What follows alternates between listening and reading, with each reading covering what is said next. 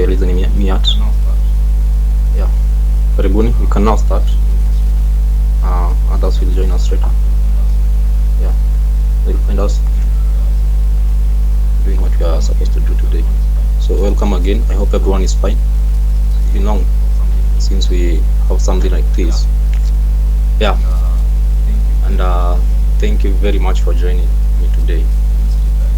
I missed you guys. Yeah. Naona pia Kremoko hapa. Karibu sana, asante kwa kujoin. So the meeting today quite entail fundamental analysis and technical analysis, a bit technical analysis. Yeah, no, technical analysis and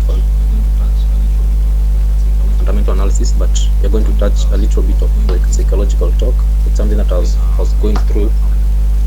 Then I discovered something. That's what I want to share with you today. Then we'll continue with we'll continue with the meeting as it was planned. Yeah, welcome.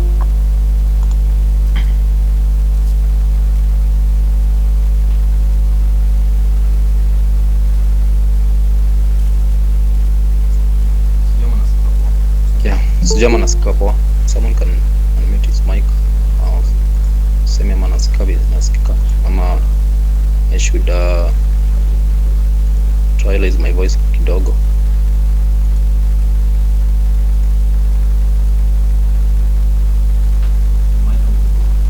Am I audible? Yeah, you're audible. Oh, thank you. Okay, Mwambia, we're going to go through a little bit of psychological talk 3.0.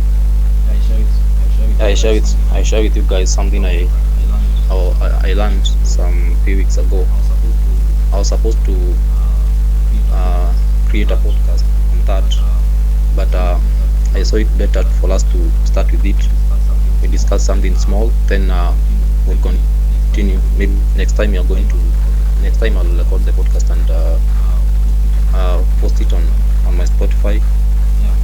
Yeah, but let me share it with you guys. So I understand. For those who know me, we had our previous meeting. We discussed psychological talk 1.0 and I think 2.0.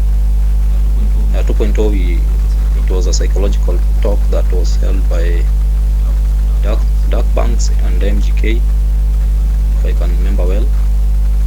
Yeah, I hosted 90FX traders and Focus Hub traders. Yeah, if I can remember well. The first one was psychological talk 1.0 that we discussed together with the Focus Hub group, right?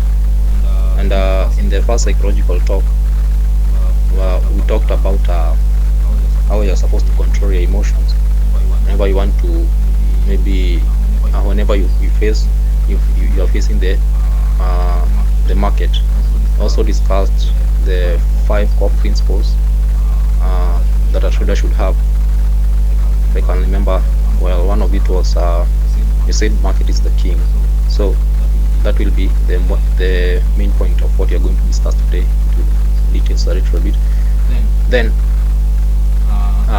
the other one that we discussed with MGK and Dark Banks, they discussed something different.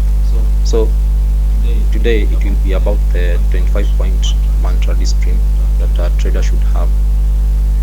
And I hope you guys, ever since, you have maintained your discipline, both in trading and also in your normal life.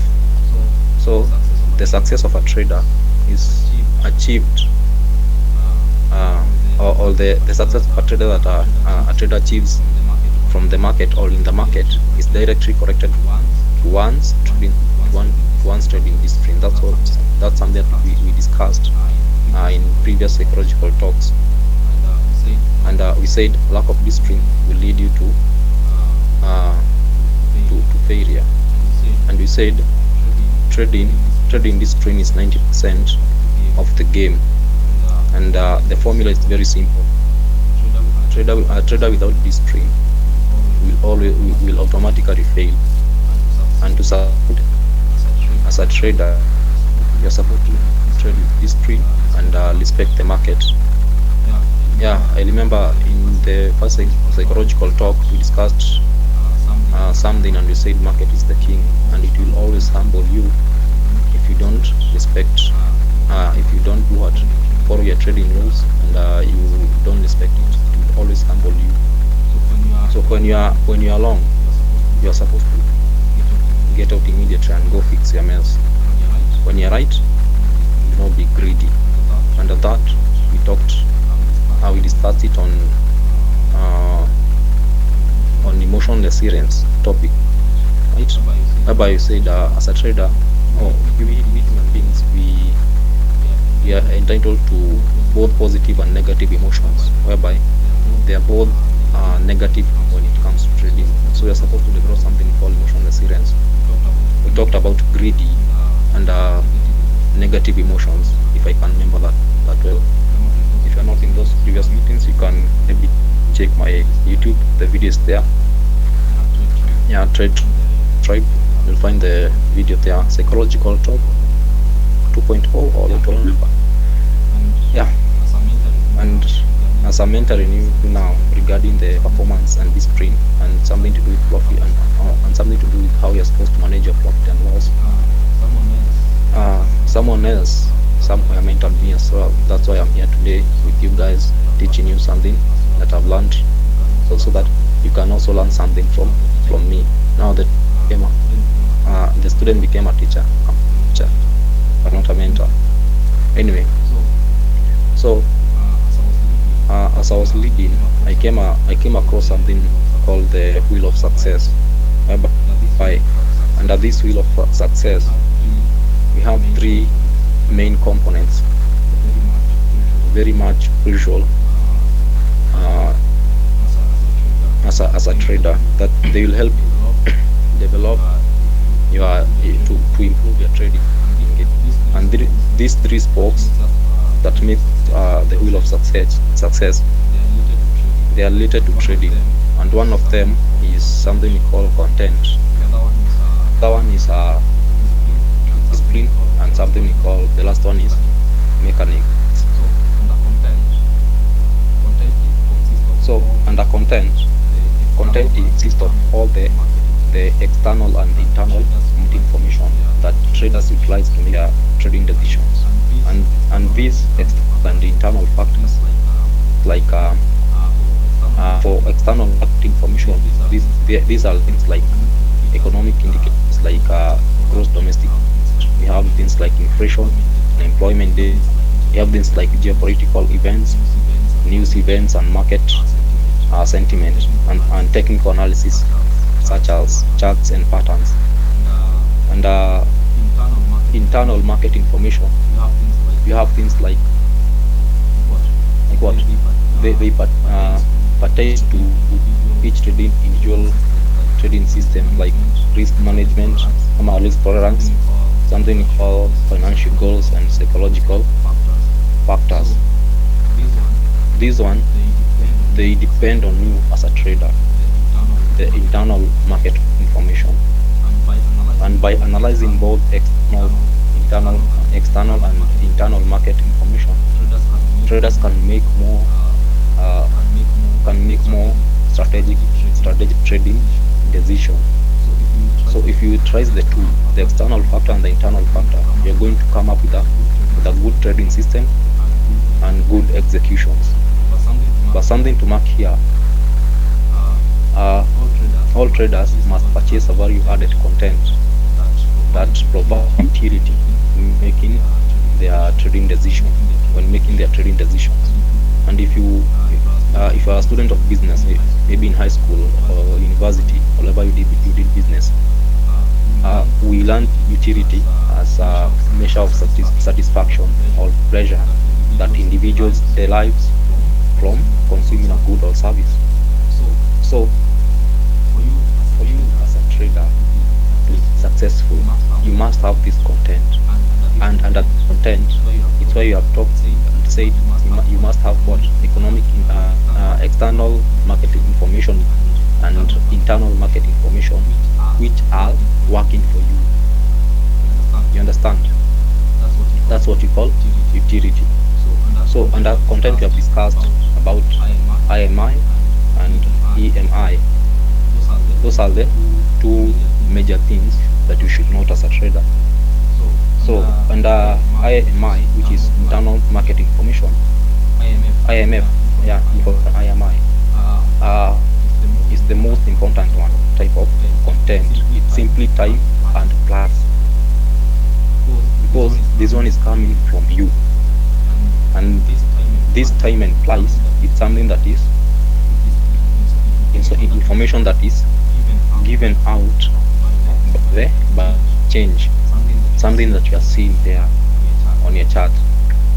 And remember, we make our trading decision in the present tense based on time and price. Is it true? So that's why IMI is very important. The other wheel of success is now the mechanics. Thereby, this is how you assess the market and methodology that you employ to enter or exit a trade. They are just technical aspects, rules involved in executing trades. Example like order types, entry and exit, entry and exit point. You have strategic risk management techniques. Yeah, how you manage your risk, how you tolerate it. Yeah, a simple keystroke error can result to a loss of thousands of dollars. So if you don't have a good mechanic, you're going to lose money in trading. So once you master order execution, it's like riding a bike. You see, the process of entry and exiting trade becomes seamless and mindless. Like, it's simple. It's something that you see. It's something that you get joy doing it again and again. The other type of wheel of success is discipline, and this one is the most important one. And I'll finish at that point. So that one we are going to maybe have a psychological talk that we are going to maybe post on Friday, or any other time that I'll get time. We discuss this wheel of success into details, but the most important one that we are going to discuss into detail is discipline. And discipline is not taught. Maybe what you are going to do, I'll only be sharing what my aspect, what I have experienced, what I know. Maybe you can also share your idea as well. Then yeah, this one comes from oneself, the discipline. So you must attain it if you ever hope to achieve any level of trading success. So trading discipline is practiced 100% of time, every day, every trade. Like, you must attain discipline. You practice discipline every time you are entering a trade or exiting a trade. Every time you are on those charts, you must have discipline. If you don't have discipline, remember what we said when you're starting this meeting, the market is going to crumble. So read through, and you are supposed to one way of having discipline is that you are supposed to develop a trading plan that you're going to follow as a trader. You must have rules under that trading plan, and you're supposed to read through those rules every day. Every day when you wake up or the time you start trading, you must go through them before anything else. Make it as a prayer. It doesn't take you long. It can't take you more than 5 minutes to go through your rules. That one, it will remind you of what you're supposed to do. Think of an exercise of maybe praying, reminding you how to conduct yourself through the trading session. Yeah, so guys, that's the only thing that I wanted to tell you under and it was the one that was supposed to introduce us to today's work, which was technical analysis and fundamental analysis, which we are going to start right now, right away. So at norm, we are going to look at the calendar, the economic calendar, so that we can know what we expect, so that we can know what to expect in this week. I don't know if Remo is here. If Remo was here, he could have done that easier. Climate, are you okay? Declaring economic calendar. Inside the money in I just go through it. Yeah, you can just go through it. Okay. I'll contribute smiling down if necessary. Sawa.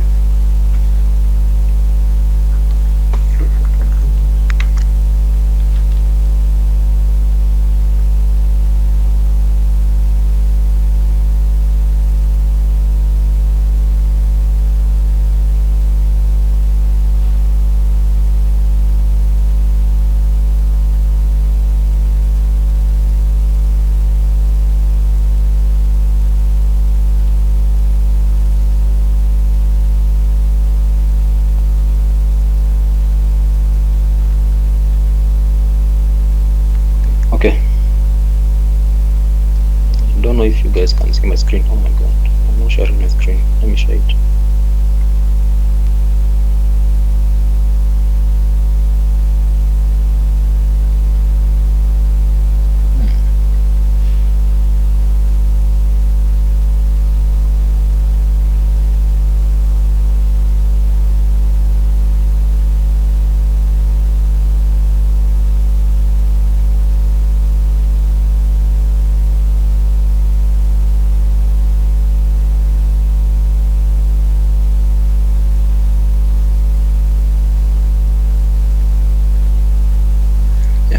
Sorry, I hope you can see my screen.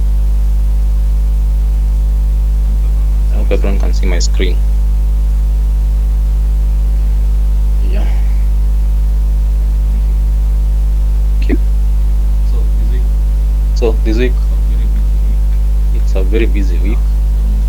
Yeah, we almost have news every day and high impact news. Starting with tomorrow, we have CB consumer confidence. On Wednesday, we have ADP, non-farm employment. Non-farm employment, we have manufacturing PMI, we have ISM manufacturing PMI, we have job openings as well. The same Wednesday, we have FOMIC release conference that night. On Thursday, we have initial job claims, and Friday we have NFP. We also have PMI, service PMI. Yeah, so it's a very busy week. So I expect market to be very volatile the whole of this week. I expect all liquidity to be taken out. There was spread that are not going to be mitigated. So at least if the market doesn't put you on a long side, then you're going to be safe. Because okay, you're going to be safe if you get a right entry. So let me start with the first ADP, non-farm employment, whereby previously last month the risk was 155,000, and they are forecasting that what you are going to expect on Wednesday, it will be 179, which is a decline. We have a ISM, manufacturing PMI, previous one being 50.3, forecast being 50.1. Have job openings, with 8.7 million, and is 8.6 million. You have FOMIC statement, on FOMIC receipt release. On Thursday you have initial job claims, an increase from 207 to 212. Friday we have NFP with the previous being 30 point.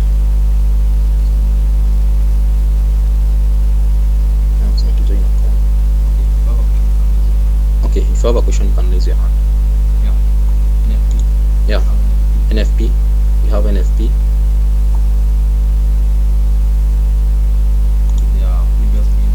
With their previous being 3,000, forecast being 243, which is a decline.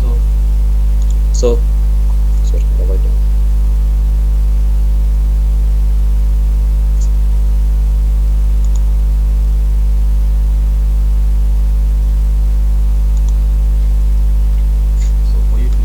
So for you to be able to be on the light side, you're supposed to know what all this news means and how they impact the market when it comes to the release of that news or after the release of that news. So I'll start with the first one, the ADP, non-farm employment, which is also known as automatic data process. And if you can remember, for those people who are, there's a meeting that we had, the last one, we discussed about this news, and we said ADP, it's a private company that works with many US companies to offer online payroll and human resource solutions, plus things like tax and tax compliance, benefits, administration, and more.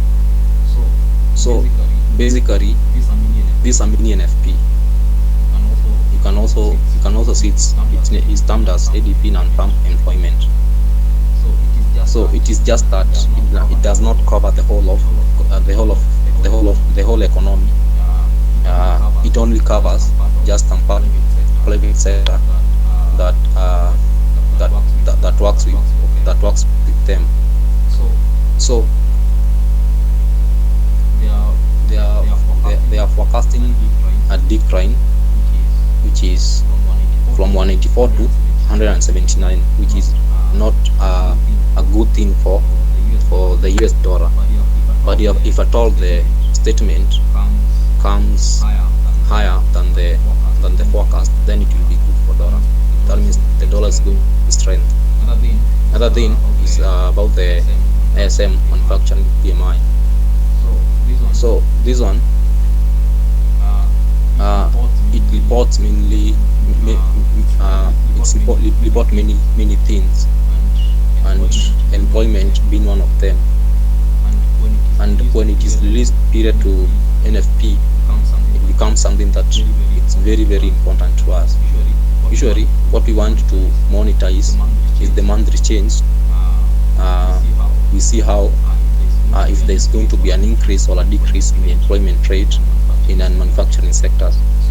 So if at all there will be a decline, then that means it's not good for an economy. So they are forecasting it to be the previous one was 50.3, and their forecast has declined to 50.1. So if at all it's going to reduce, the actual one is going to come out less than the forecast, then it's going to weaken the dollar. The same case with the job openings. When we talk about the job openings, sign that market is cooling, the sentiments of what, and this one, it can lead to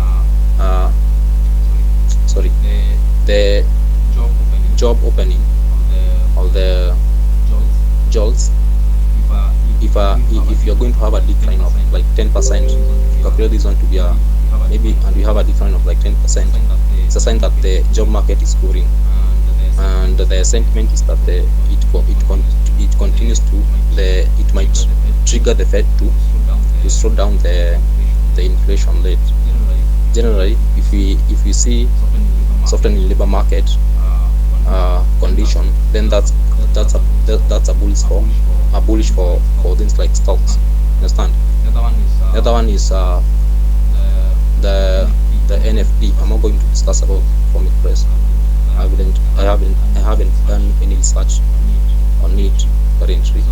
So let me go directly on Friday, which where we have NFP, and whenever you see NFP, the previous data decreasing, that one is about factor for the dollar. But if at all the forecast or the actual data is going to be bigger than the forecast, then it will be a good factor. So the dollar will rise. So that was what we have this week. I don't have anything else to add on top of that. So Kremo, do you have anything else to add? Yes, I miss it. Okay, then we can continue. If you have any question, you can raise your hand. Ndio tuendelee. Okay.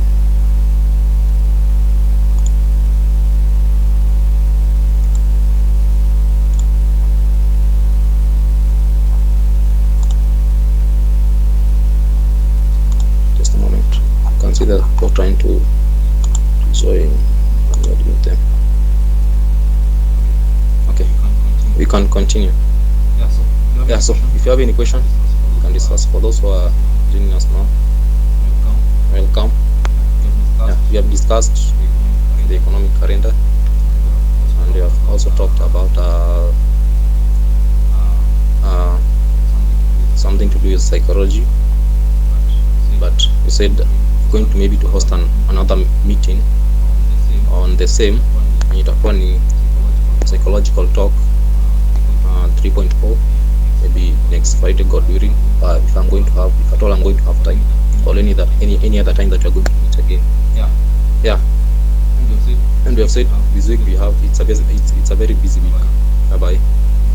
We have ADP release, we have NFP, we have ISM, we have FOMIC. So I'm expecting the market to be very volatile. I'm not going to repeat on that. So yeah, I'm recording the video, so if at all you need to clarify anything, you can go watch it back on my YouTube channel. So let's go straight to the chart.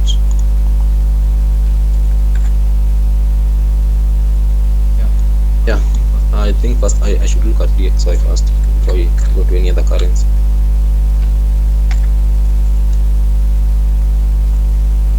Analyze DXY so that we can know what. Then I'll analyze EURUSD. Yeah. So whenever I'm doing this, I start from a time frame all the way down. Yeah, I start with a maybe daily time frame, then 4-hour time frame, then 15 minutes time frame. And for executions, most of the execution I do them at 1 minute time frame. So this is how DXY looks like. Yeah, this daily time frame. Hereby you can see how it is. Let's see if you are on an uptrend or an downtrend. So okay, number one thing that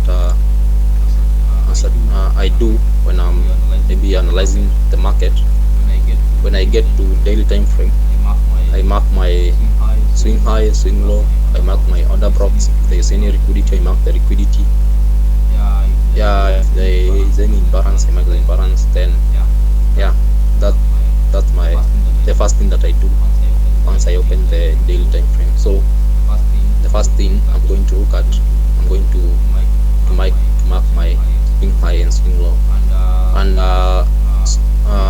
you need to mark your swing high and swing low. You must know where the market is heading to, the direction of the market. Is it on a downtrend or is it on an uptrend? But most of the time we focus on the current price. Like I'm not going to go back all the way this way to start trying to figure out whether you're on a downtrend or an uptrend. We are going to focus on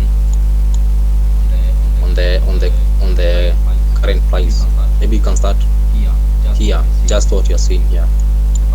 the first thing that The first thing that you are seeing. So what you can see here, you can see the market was on a downtrend, whereby it went up, formed a lower, formed a higher, failed to break this lower here. So from that low here, there, then this one here. So basically we were on a downtrend, then it shifted, started doing what? It went to be a bullish trend. So that means this one will be our swing high. Let me put my microphone down so that I can be able to mark them. So this one will be our swing high. And we have said it's on an uptrend. It shifted there. So this one will be a strong swing. Yeah.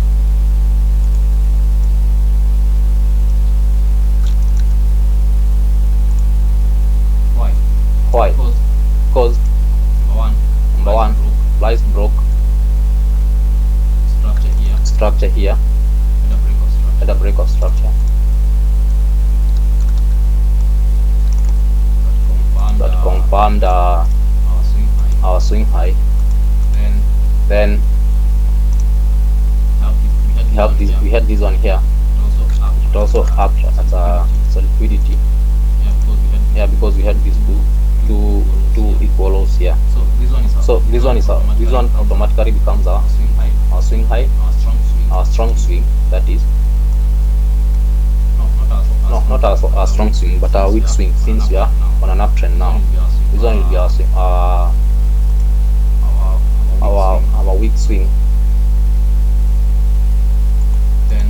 Then down here, the low that is not yet violated will be our strong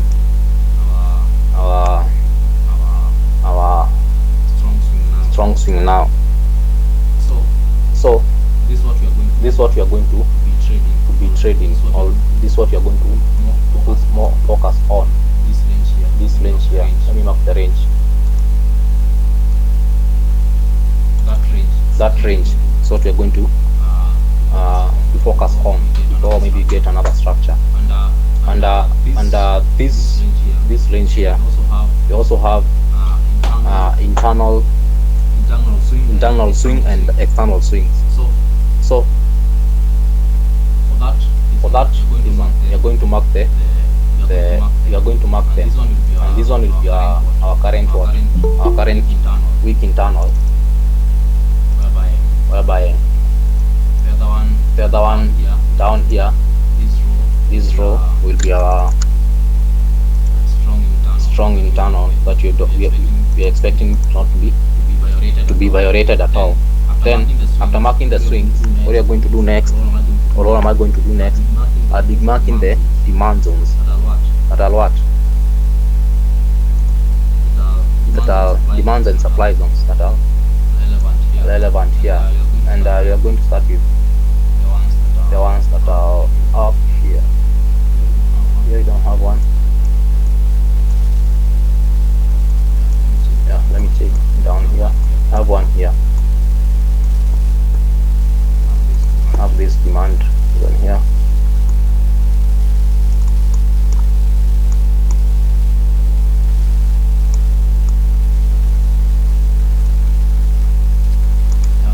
Yeah.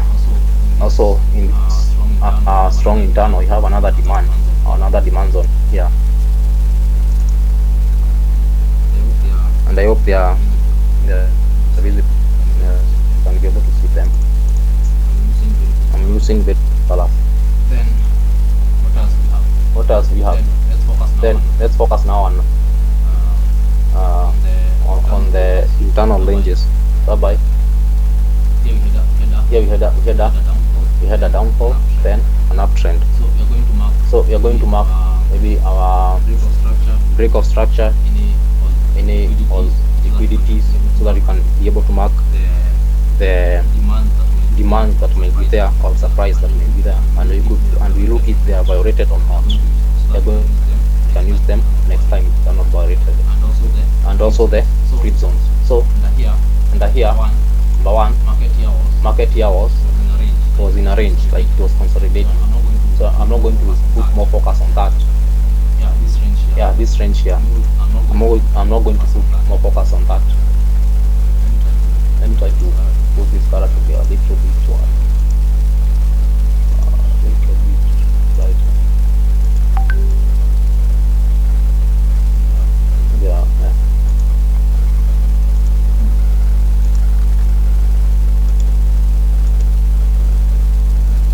Yeah, like that.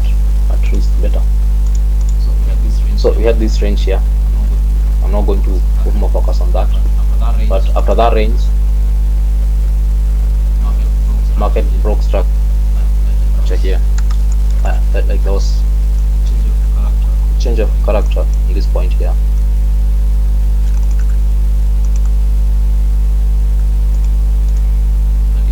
That is after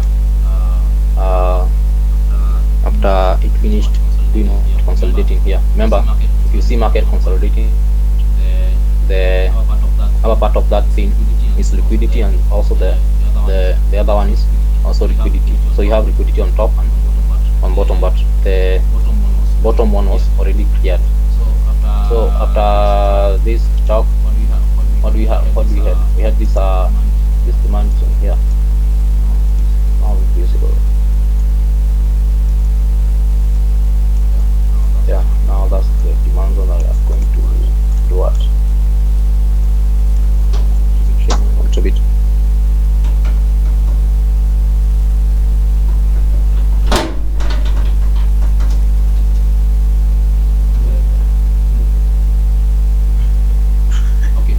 Okay, let's continue. We had this demand here. Have this also. We had this breakout structure. Yeah. This one will be internal breakout structure. I hope you guys know the difference between internal breakout structure and the breakout structure. We mark breakout structure, the BOS. When you want to mark our swings, we mark eyeballs when you're marking the internal structure. So we have this internal structure here, breakout structure, and this internal structure. Bye. And after that internal breakout structure, here is what that sub right there. Then first we had here had this one, this another one, yeah.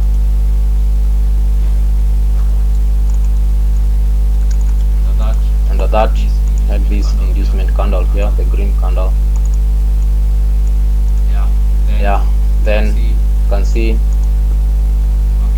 market continued to the downside.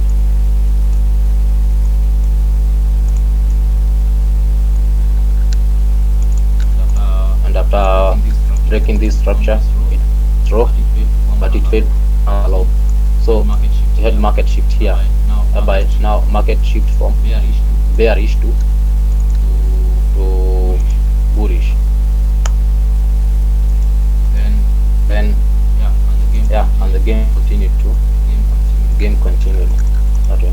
So for us to save time, let me just open my save chart. Really, I had already marked them. So continue to the upside. So let me just can discuss them.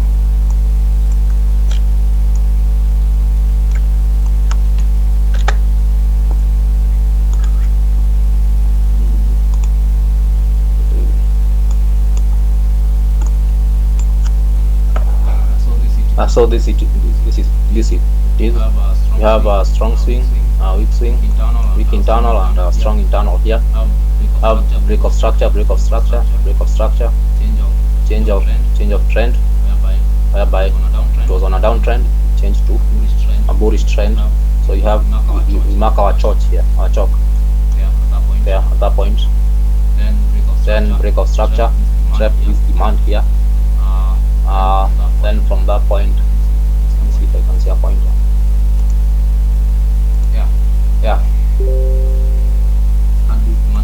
demand here. It was mitigated, but before it was mitigated, there was this consolidation form here, and we have said if you see any consolidation,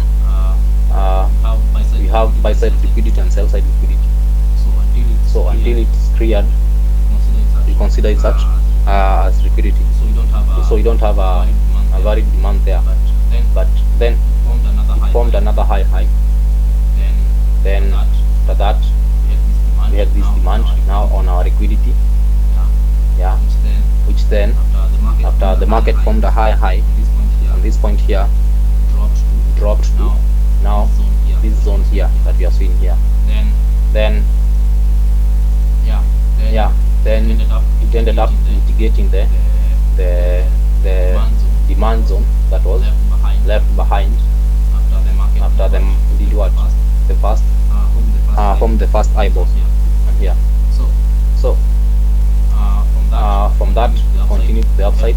We had this liquidity grab, market cleared the liquidity of this higher here, then dropped a little bit here before it pushed to the upside, whereby we have our weak internal top.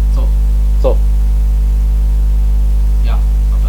after that break of structure here, internal break of structure, market left us with this one. These are this liquidity, this demand zone here. So that's where we are currently. And by that, what we expect from this, number one, we're expecting, since the market is uptrending, we're expecting to violate the surprise. We are not looking forward to violate the demands, because we are on an uptrend, right? So we are looking for market to in a way in which the market is going to violate the surprise zone. So the scenarios that you might be having here, or we might be expecting to have here, is maybe market to move to this zone here and violate it to violate the weak swing, continue upside down, to continue the trend of the bullish trend. Also, it can fail to violate the weak swing fast and do what? Try to come and grab these demand zones here, right? So the supply over here might not be violated at the moment. We're looking forward to do what? To come and take out these demand zones here, right? So, and for us to have something like that, then all for a change of trend to be confirmed, then we must go to lower time frame, whereby we are going to look for market shift, maybe on 4-hour time frame and M15 time frame, right? So what do you expect from this? From daily time frame, something like that. If this demand fails to hold the price, then we're going to have this demand over here. If it fails, then we're going to come back to this swing here before we continue the trend on the upside there. But again, it might change and we continue the trend. Now by that you're going to look for a valid entry for us to continue with the uptrend, right? So that's it on for our time frame. Let's check on daily time frame. So let's check on for our time frame and see what we have. So I'll throw some.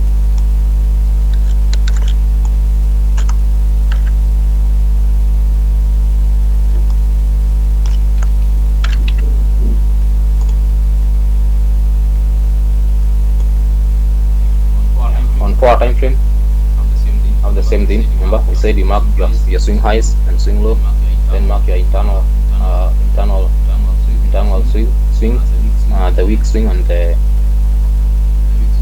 swing and the strong swing, nothing much. Yeah, just have change of character here, break of structure to the upside, same thing, break of structure to the upside. Yeah, marking our surprise and demand zone here. We have the surprise here that maybe fail to hold the price, and this surprise here. It only the price move it to the downside, then it was violated.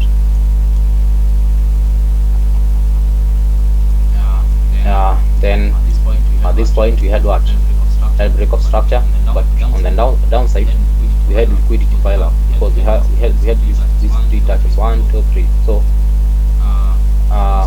there was a lot of pressure here, like price was coming back to the same point. Then after break structure to the upside and left us with this demand zone here. Yeah, then have liquidity here. Then market move to the upside. Your current chart before forming our weak internal, we had this break of structure. After this break of structure, we had this demand here. No, so yeah, it's a demand. It's demand over here. Yeah, that we expected that maybe price is going to this demand is going to hold price, so you can continue to the upside, so that you can continue with the bullish trend to form another higher. But that one didn't happen because after this after market formed a higher, it came back to this demand here and pulled down, violating it and leaving us with a chalk, change of character. Remember this was our swing, our low point, the lowest point of this one here. These ones that are marked as chalk. Can see these the dotted lines here.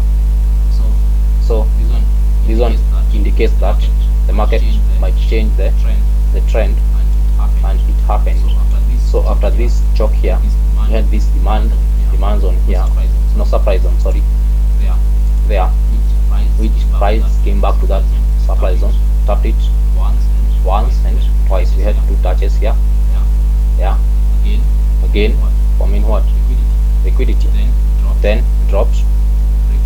Break of structure here. Channel break of structure. Market left us with this supply zone here, which then hold the price and pushed it to the downside. Formed another break of structure here. There was manipulation. You can see this long candlestick here. This this long wick. So that's why we are currently at whereby market is consolidating at this zone here, this point here. We have said whenever you see market consolidating at one point, that's liquidity. But again, after this break of structure, we had this demand. So if at all this market breaks this and clear this liquidity at the downside, then you might be looking for price to come back to this supply there, and the supply to hold price to the downside, so that we can continue with our trend. Remember, we are on a bullish, on a bearish trend currently. So we expect it that to be respected.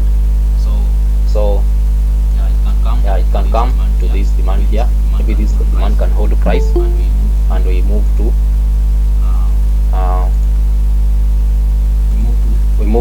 the upward to the upward direction. Yeah. If it fails to hold the price, then we have other demands here, down here. So we wait and see. But remember, we said we are bearish, we are bullish. So we can also see market doing what?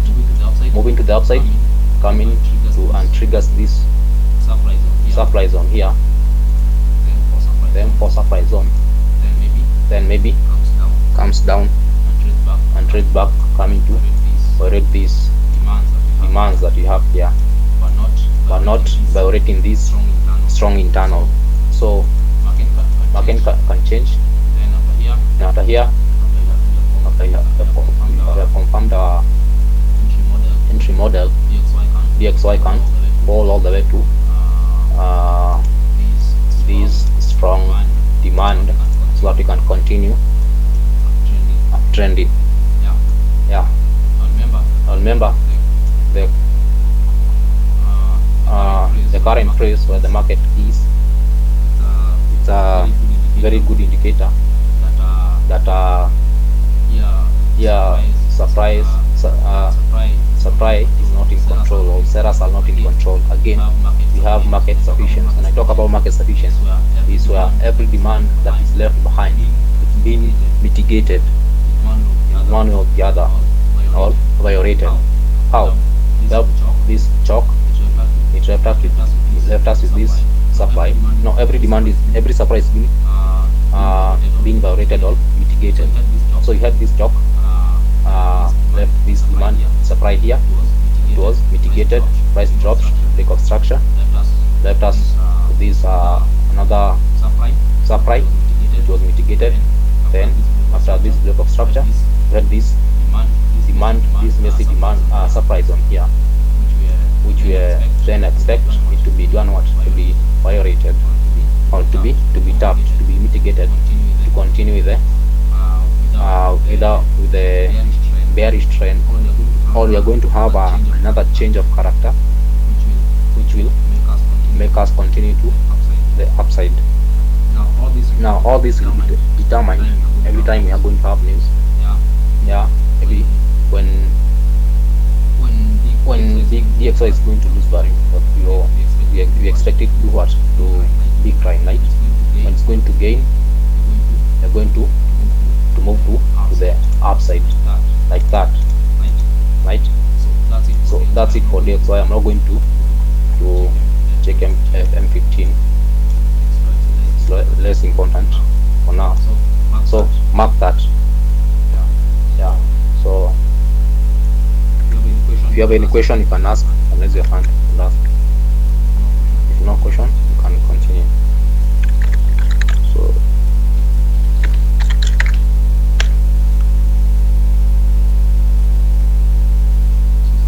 some people might be asking me trading EURUSD currently, and I'm not trading gold. I decided to do that because I felt like gold is not giving me the exact thing that I want, the entry models. So I give myself a break and decided to trade EURUSD. I started trading it like a month ago, something. The last trade I took gold was, I think it was last month. No, not last month. It was on February. So last month and this month I'm trading EURUSD. So as for the norm, we are going to start with daily time frame.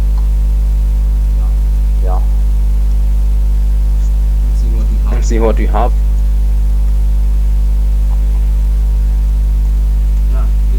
This is how price looks like. Basically, you are on an uptrend, right?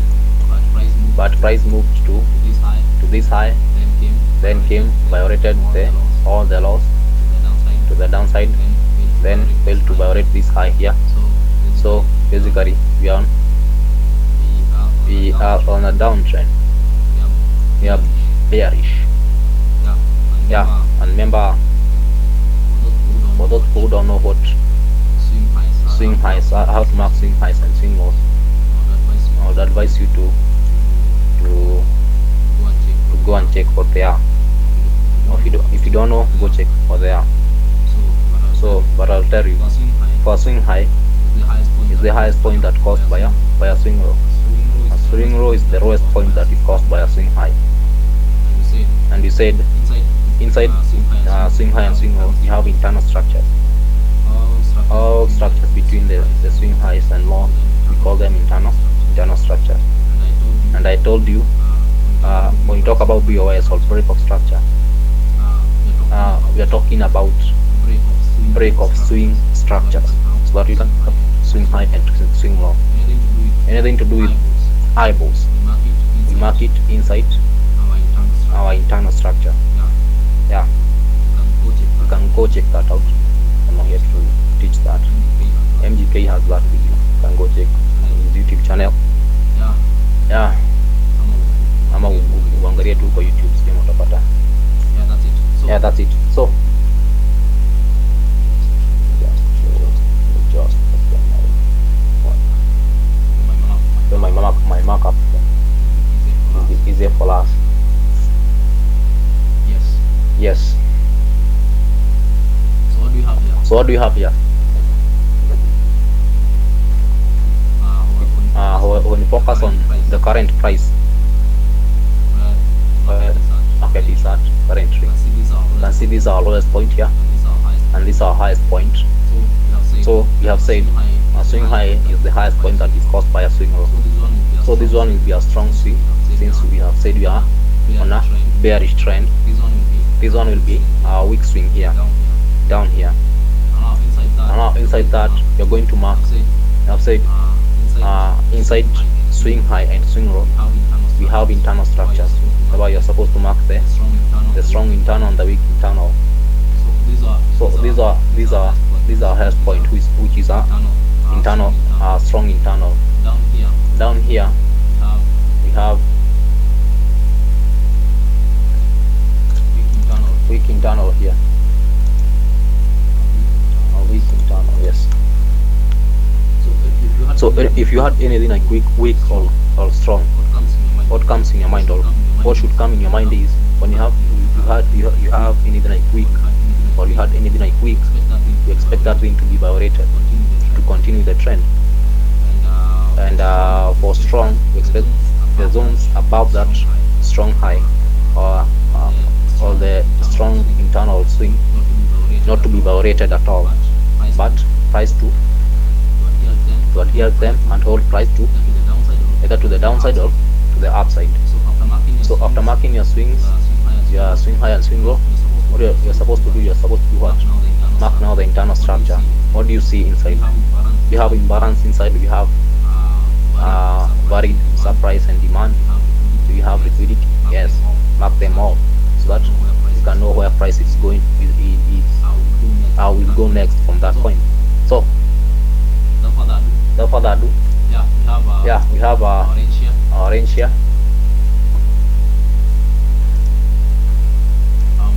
I'm using this feed so that you can see where the range starts and where the range ends. So I use it for a different purpose. Trading something we call, I have a strategy called ABC. Yeah, I'll show you how it works after this. So I'm just using it to show you how to do what, how I do map, where the swing high is and where the swing low is. Because I can see my rectors are very small. Believe me, these are legend. Let me try to make them big as we continue.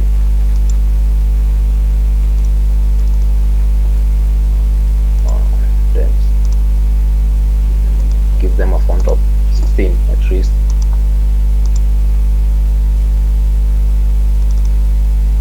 Font of 16 will be better. Still not visible. Anyway, it's okay. So I'll zoom them out. On our strong swing, we have this surprise on here. Yeah. And you should also know how to mark your supply zones. I don't know how you guys mark your supply and demands. How I mark them. If on a downtrend, then I mark the blue candlestick, which is a bullish candlestick. If I'm on an uptrend, then I mark the black candlestick, which is the bearish candlestick. For this point here, I marked it.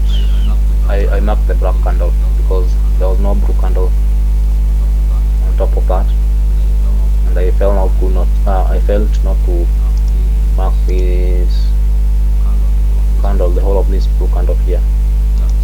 Yeah, so that's our supply. Under that we had void or the imbalance on top of that, or below that supply.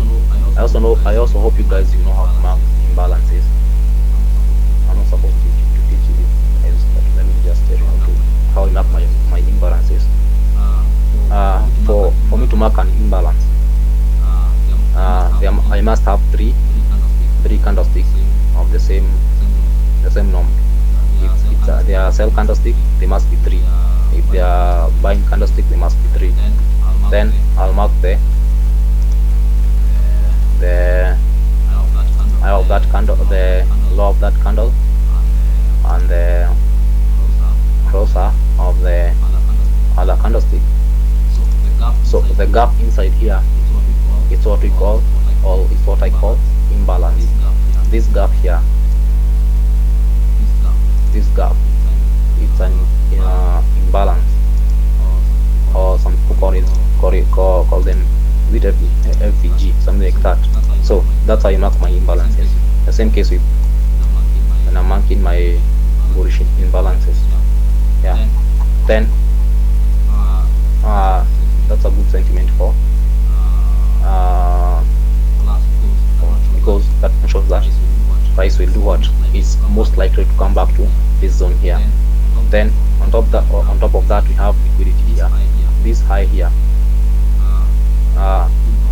In all highs and lows lies liquidity. So you have this high of this candlestick here, this week here. So that's our liquidity. I marked it. Then remember, here we are on a downtrend whereby market broke this structure here and left us a supply zone here, which was later mitigated. Yeah. Then buys continue to the downside, but before that, in another break of structure here. Yes, sorry. We also had this equal loss here. This also liquidity. Equal loss. This liquidity and break of structure in the same thing. Actually, they are triple off.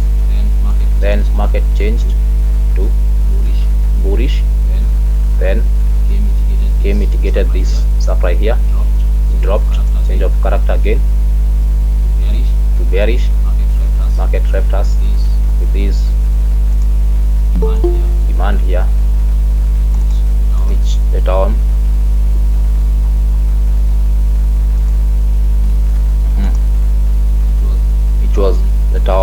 mitigated. Then we have this imbalance here, break of structure, so left us with this supply zone here, not yet mitigated.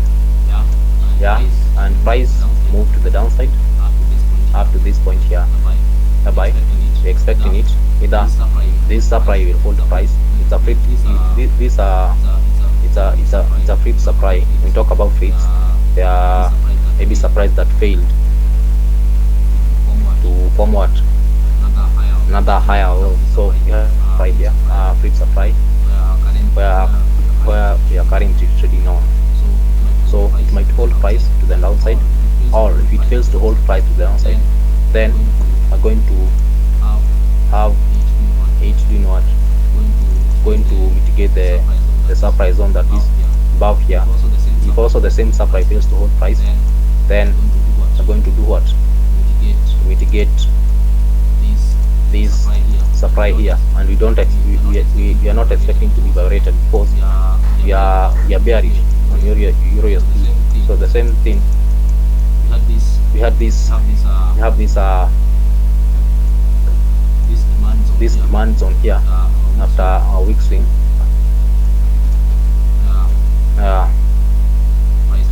Price can also come and do what?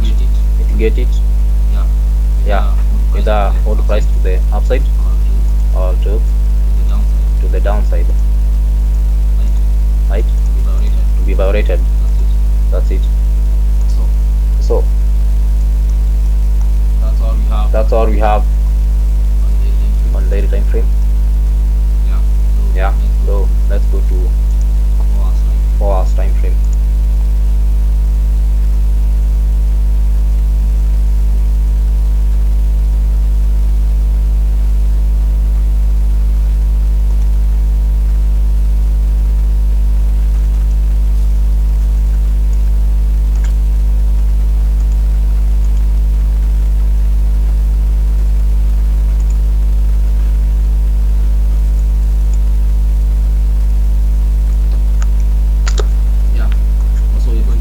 Yeah.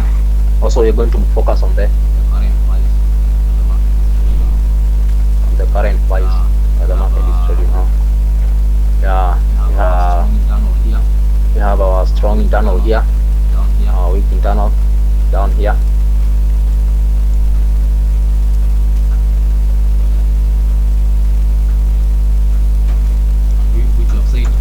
And which you have said don't expect.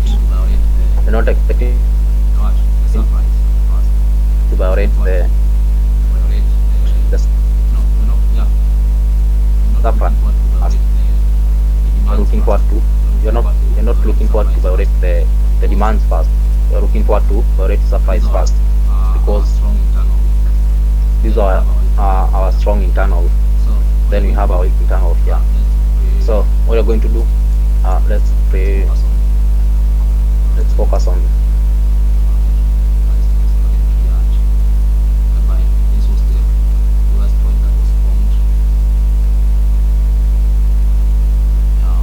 the range. Price reach at this level. Please.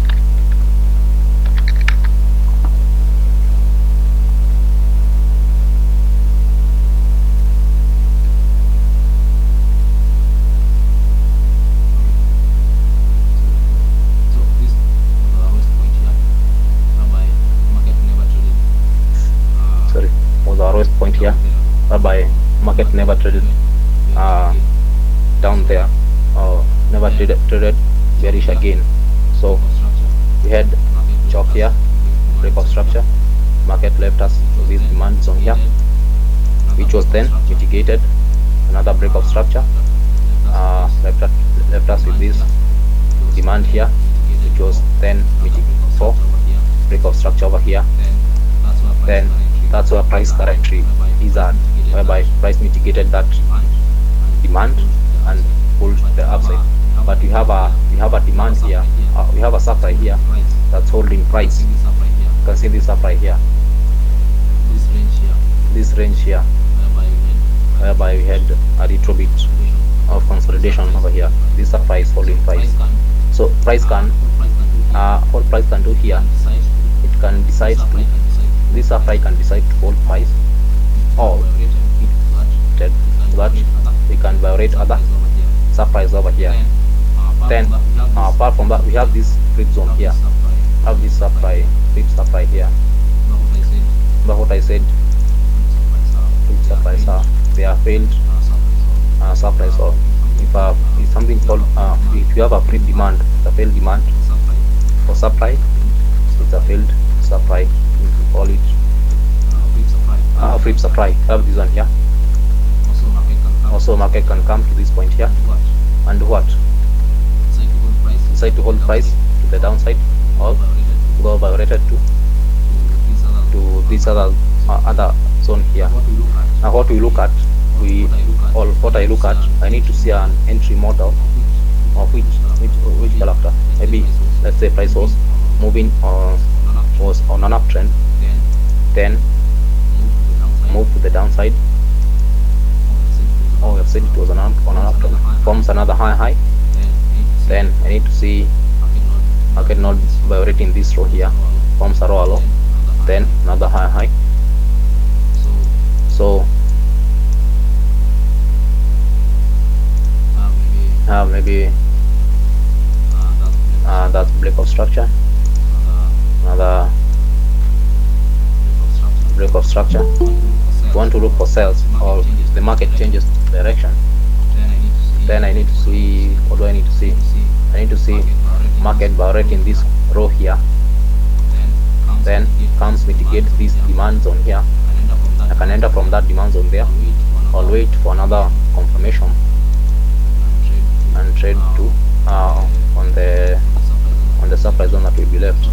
So maybe have this, that supply zone there.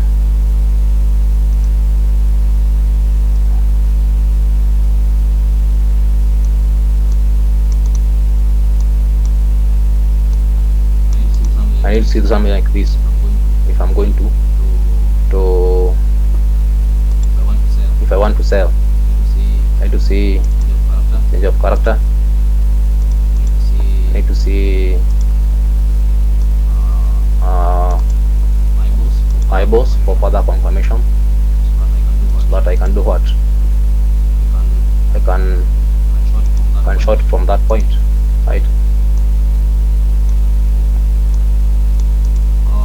Or I can short from this point here.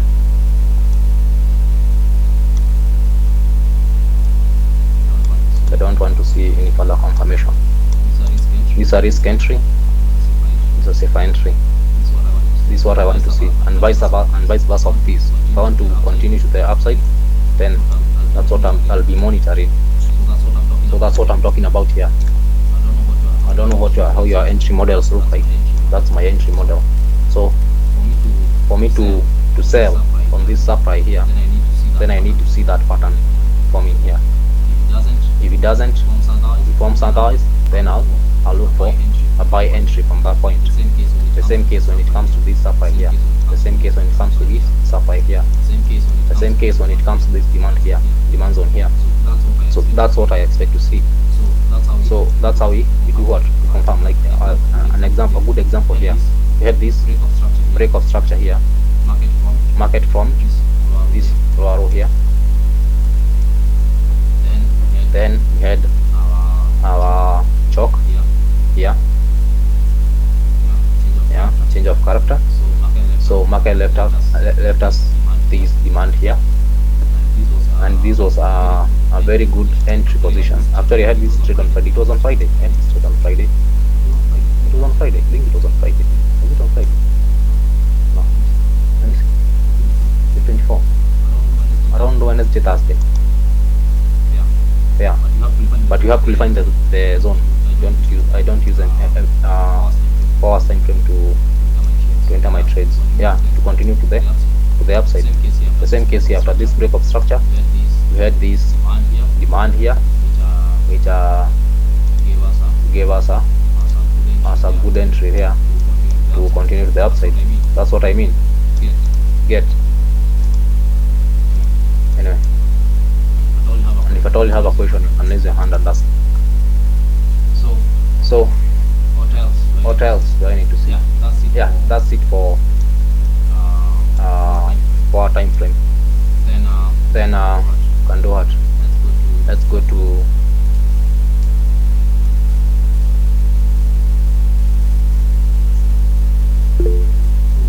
to 15 minutes time frame and see what you get.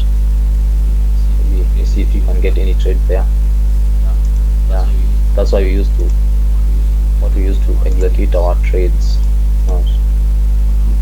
Look for entry models, then M1 we execute our trades there. So today there was nothing much. Where price closed at last week it closed at this was the highest point here.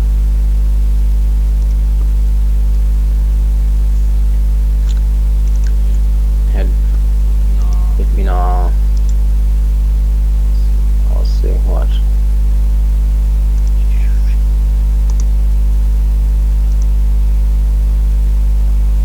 To it.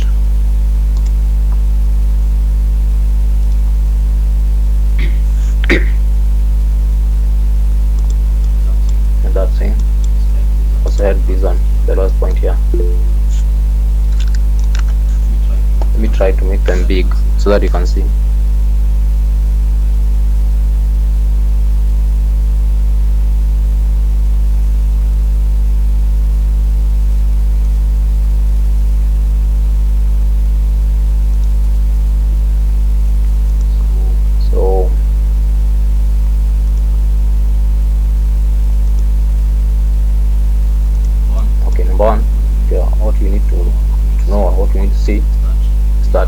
we are bearish on M15 based on the current price where you are at currently, whereby price came broke this high, then violated the row from this row here. So these are strong hit swing, these are weak swing here. So what we basically want to see, first mark these zones here.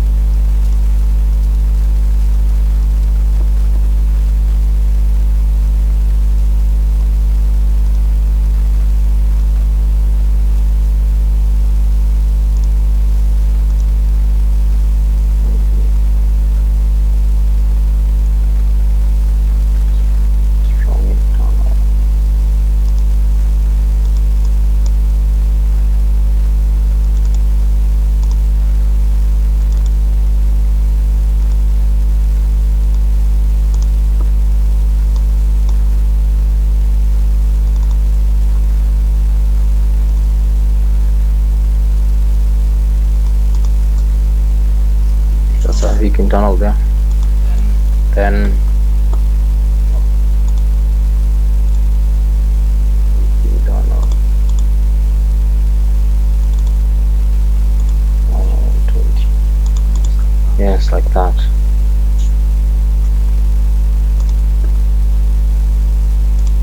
So these are all stick trades. So let's mark our demands and surprise as usual. Once you mark the range, then the next thing you mark the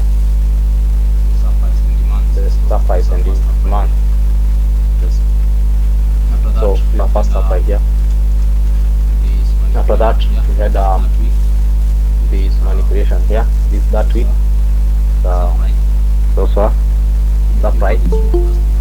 And if you got this trade last week, I don't know how many of you got this, I don't know. Maybe last week it was after, was it PMI? We had news on Friday. So Friday had 2 trades. The first one was this one here, from this zone here.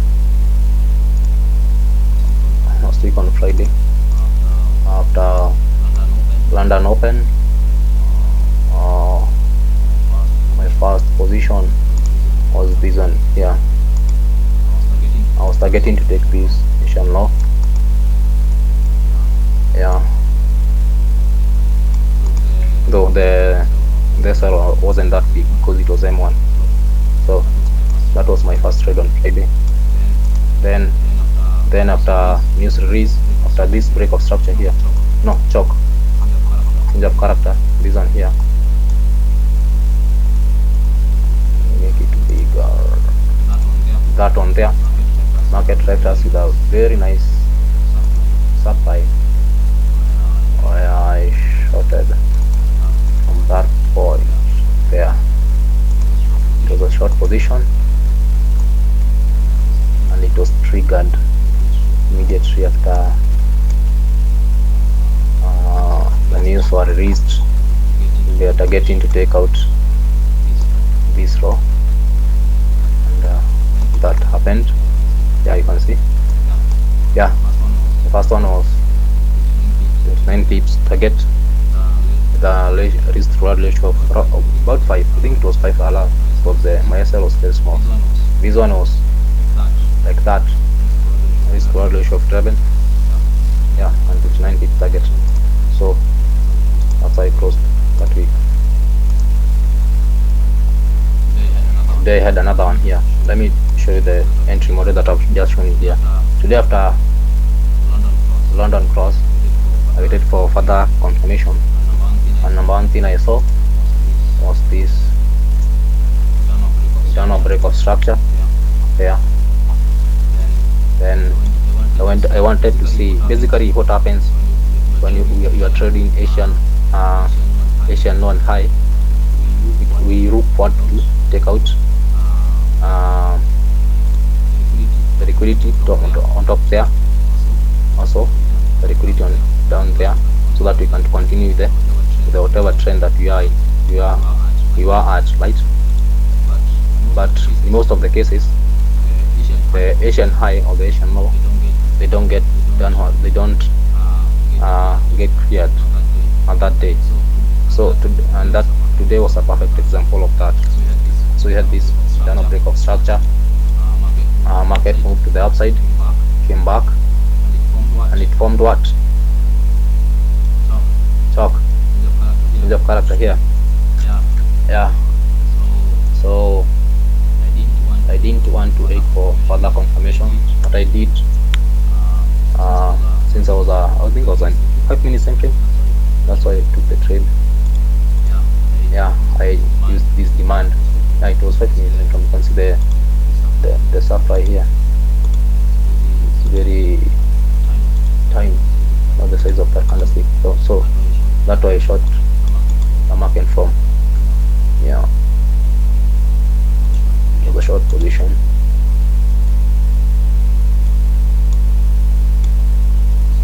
Let's check the market. Yeah, stop loss about there after getting this demand zone here. Yeah, that was the first trade. Then after some few hours, around 3 p.m. I think, had another entry here.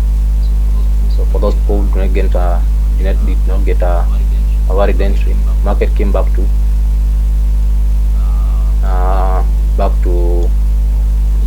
for those people who got left out, market came back to that supply, and I shot, but this one I closed very early. Yeah, because I felt like going to kick me out. I was targeting this row here, this one here. It never happened. That was my target, but it did not happen that way. Yeah. No, was it that row? Not that one. I was targeting this row because it wasn't even near to take out that really. To take out this weak internal. That's what I was targeting, but it didn't happen. Moved to up to 6R, then boom, taken out SL. Yeah, so it was taken out at B. The moment market broke this structure here,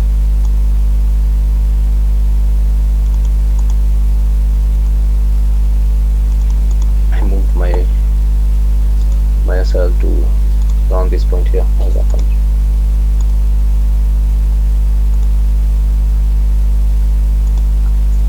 To this one here. Yeah. So that's it. So let's see what we expect tomorrow.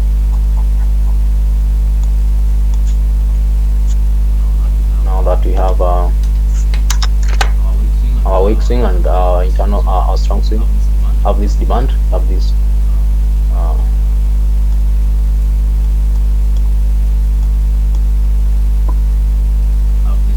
this demand here.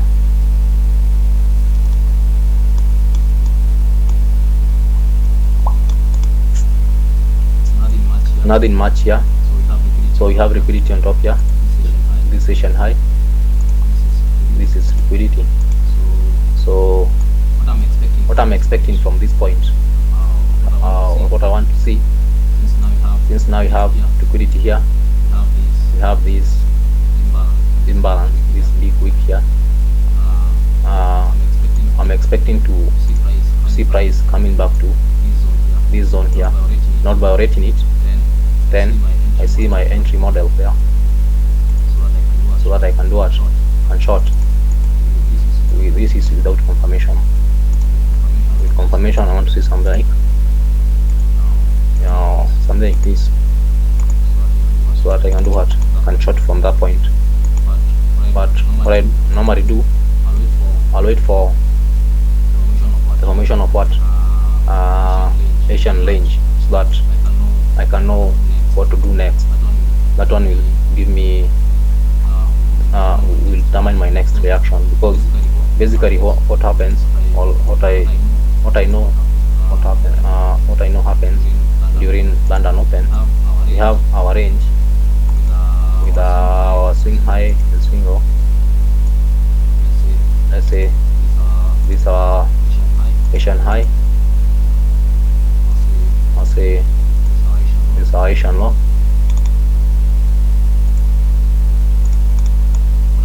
What I'm expecting to see, I want to see, let's say this is our price across. I want to see price breaking this Asian high, coming back to this range, breaking this high here, breaking the lower, so that I can short to clear the Asian low. You understand? If I was on a bullish trend, then I'll look forward.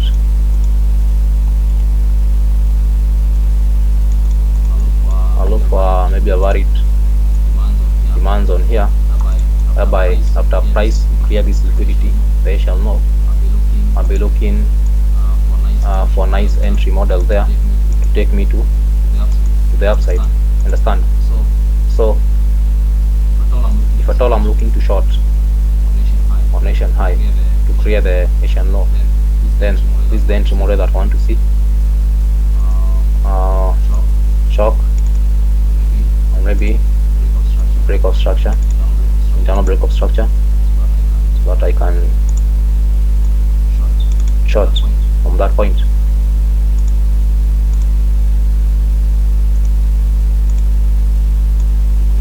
To clear that liquidity. So my target, all my targets are the Asian low. Sometimes price comes and triggers or takes out the Asian low, then moves to the upside. So some people target the demands that are here. Don't do that unless I have further confirmation on that. The same thing if I want to buy.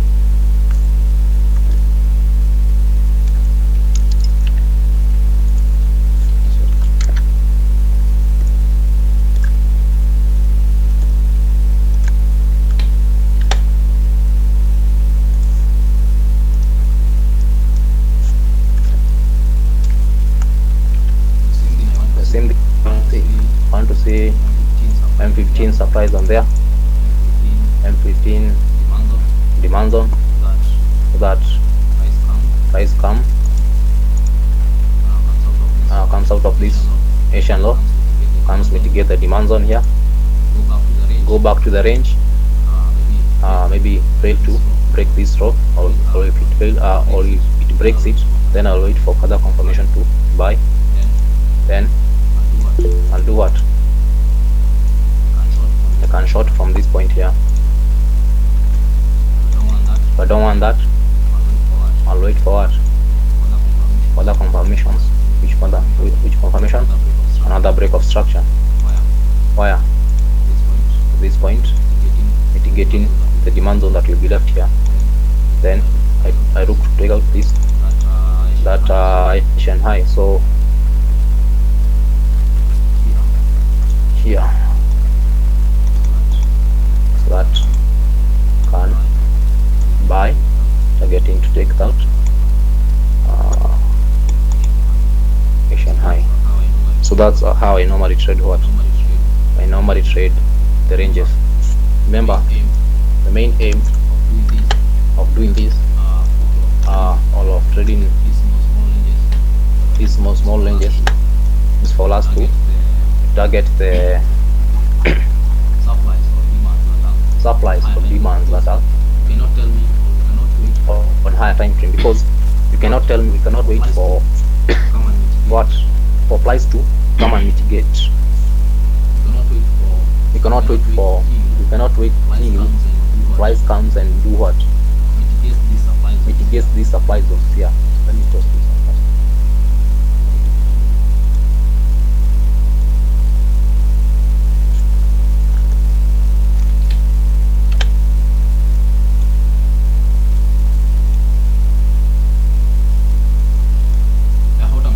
What I'm saying, we cannot wait price to till the day that price will come and mitigate these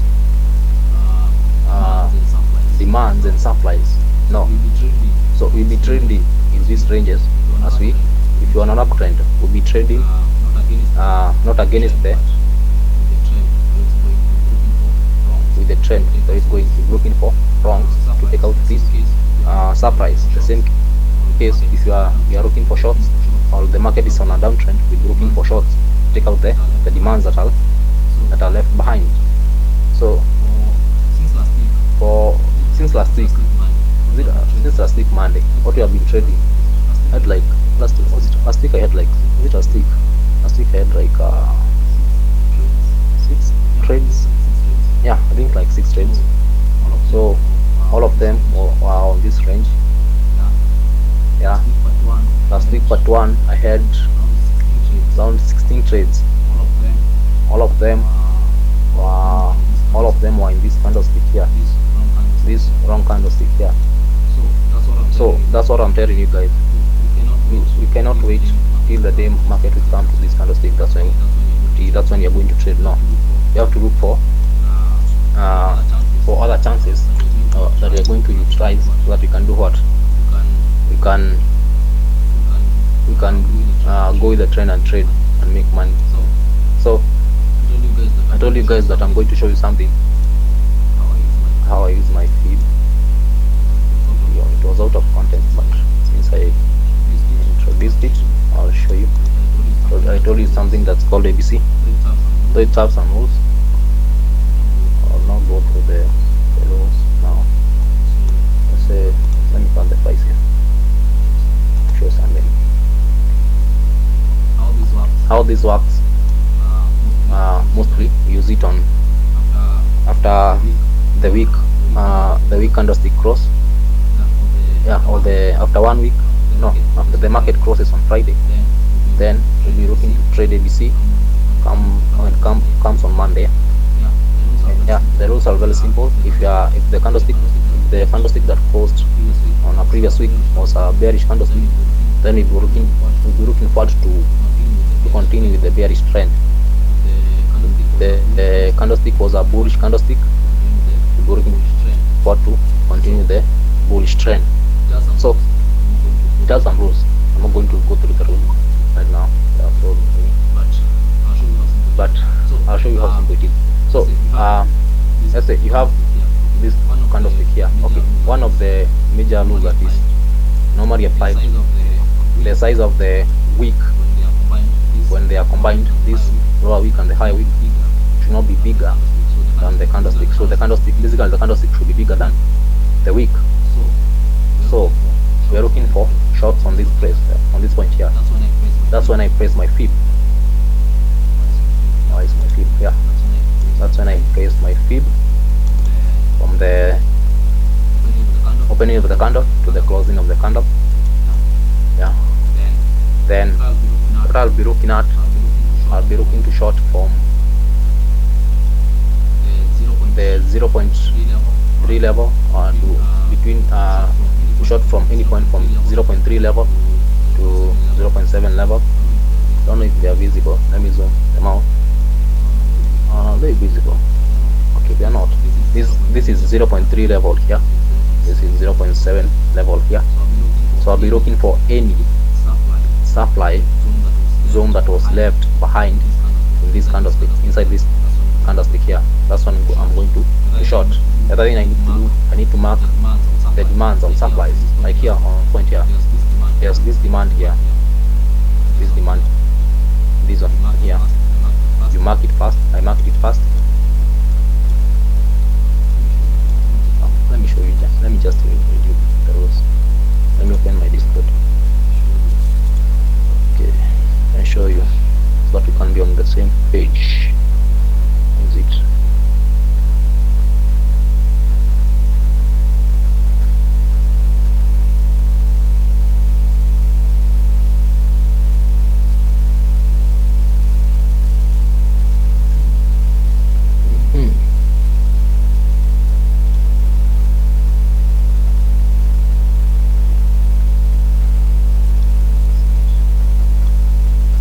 Seen it right here.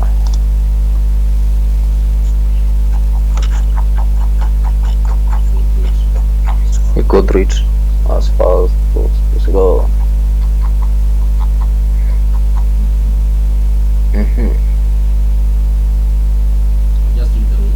I'll just read the rules. go through the rules, the ones that are necessary for it to be see. The field settings. So what I'm telling you, something like this. Yeah, if it's a sell candle, you mark the opening of that candle and the close of that candle with the fib. If it's a buy candle, you do the same. Yeah, from the opening to the close. The opening is 0, the close is 1. You have inside there you have 0.3 level and 0.7 level. Then so what else should I tell? So when the market has an imbalance,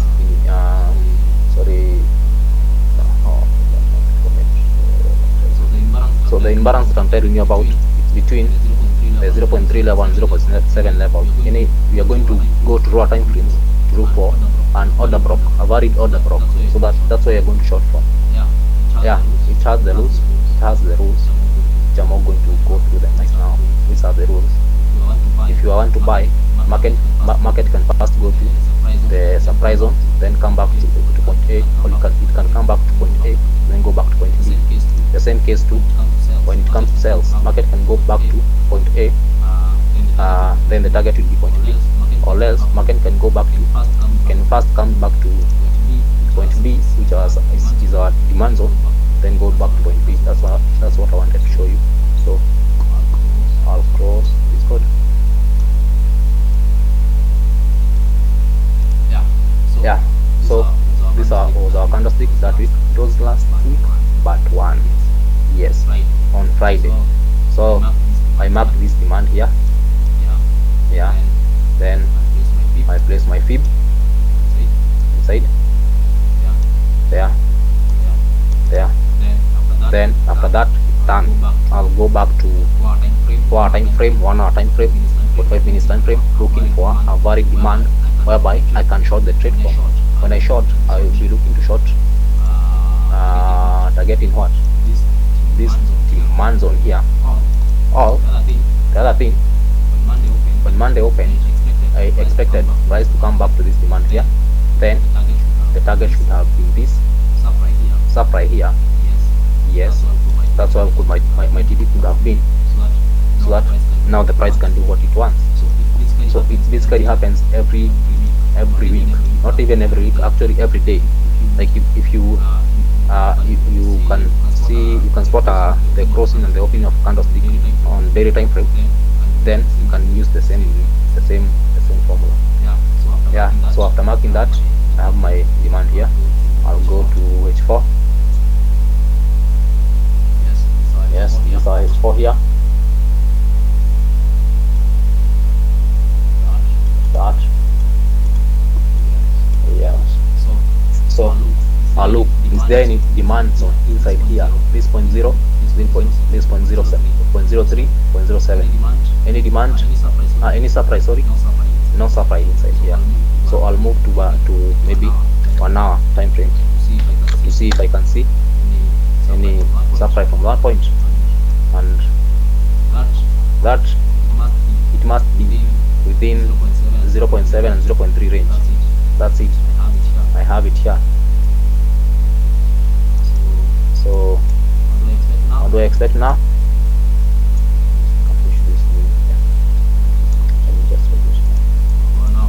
Now what do I expect the market to do? I was expecting market to come to this zone there, drop. My target could have been this demand here, or this price to come to this demand here, look for an entry model, targeting this high here. So those are the two possible scenarios with ABC. So let's see how market played out. Actually I traded this. I remember I took that trade down. I think it was on Tuesday or Monday. So let me trade. Yes. Oh my god. Shit. How have I done now? I have to go back to the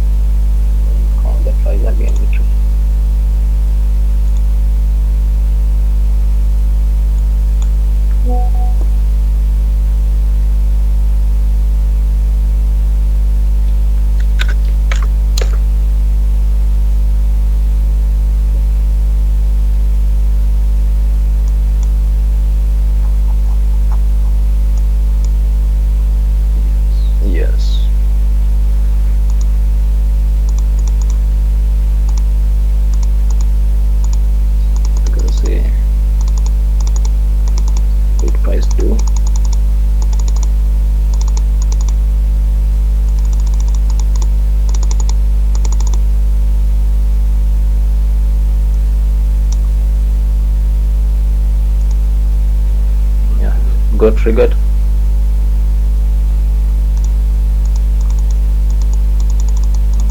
Now violator, you can see the knee hold price.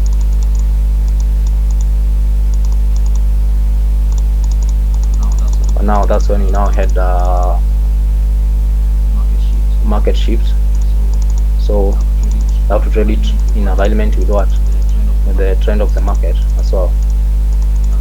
Yeah.